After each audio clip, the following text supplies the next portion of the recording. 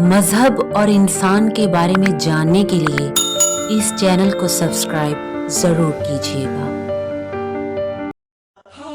امام موسیٰ بن جعفر نے فرمایا کہ ایک شخص نے رسول اللہ کی خدمت میں عرض کیا، یا رسول اللہ، میں نے اپنے بیٹے کو کتاب کی تعلیم دی ہے، اب اسے کس کام پہ لگاؤں؟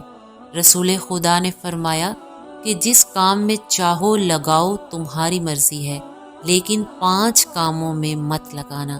نمبر 1، قصاب کا کام۔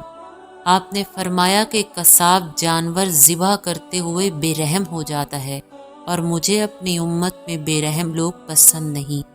نمبر 2، کفن فروش۔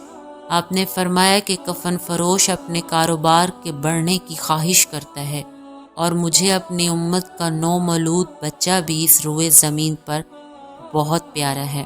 نمبر 3، زرگری، یعنی وہ لوگ جو سونار اور جواہرات کا کام کرتے ہیں۔